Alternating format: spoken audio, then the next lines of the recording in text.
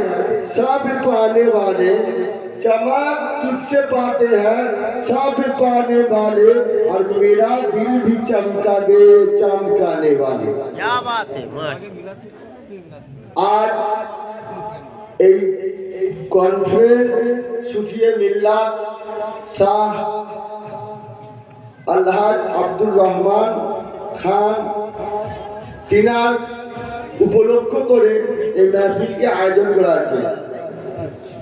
আমরা সবাই পরিচিত সুফি আব্দুর রহমান সাহেবের।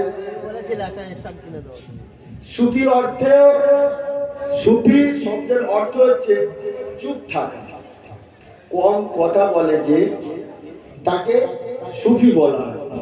হাফি শব্দের অর্থ হচ্ছে যে খালি পায়ে চলে। খালি পায়ে যারা বিশাল হাফি রহমতুল্লাহ আলাইহি ছিলেন, বিশাল হাফি রহমতুল্লাহ আলাইহি ছিলেন, তিনি মদিনা শরীফের মধ্যে কোনোদিন পায়ে খড়ম বা জুতো পরেননি। কেন পরেননি? যে তিনি বলতেন, যে তাকে প্রশ্ন করা হয়েছিল যে আপনি জুতো পরেননি কেন?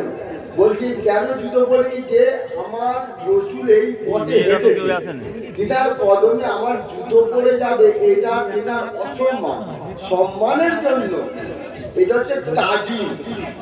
কিন্তু এখন হাজিরা পড়ছে, হ্যাঁ, কিন্তু তিনি সম্মানের খাতিরে তিনি পড়তেন না। আর ওই জন্য বলছে জামানা তোমারি গোলামি করেগা মোহাম্মদ কে গোলামি মে আকার তো দেখো। এই সেইটার মধ্যে অনেক গুরুত্ব আছে। তো বিশাল হাফি রহমতুল্লাহ আলাইহি যতদিন মদিনার বুকে চলাফেরা করতেন, তার সম্মানের খাতিরে জীবজন্তু, মানে পথেতে গাধা আছে, উট আছে, তারপরে হচ্ছে তোমার খচ্চর আছে। ওখানে কিন্তু মদিনাতে তখন এসবের খুব প্রচলন ছিল। আজ থেকে 1300-1400 বছর আগের ঘটনা। তখন কিন্তু এসব গাড়ি ঘোড়া আবিষ্কার হয়নি। তো তো বিশাল হাফি রহমতুল্লাহ দেখতেন যে পথেতে কিন্তু কেউ পায়খানা করতো না। উনি খালি পায়ে চলতেন বলে কেউ পায়খানা করতো না।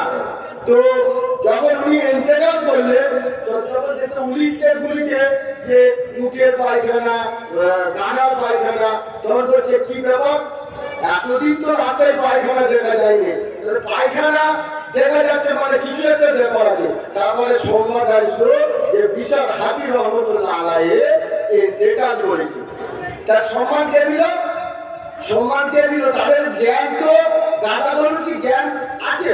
তারা তো যেখানে সেখানে করে। কিন্তু আল্লাহ তাবারক তাআলা সেই তার সম্মানের খাতিরে আল্লাহ তাবারক তাআলা সেই জানোয়ারদের মধ্যে এত আকল দিয়ে দিয়েছে যে এই রাস্তা দিয়ে নবীর চাহনে বলা যায়, এই রাস্তা দিয়ে নবীর দিওয়ানা চলতে থাকে। তাই এই রাস্তায় তোরা পায়খানা করি না।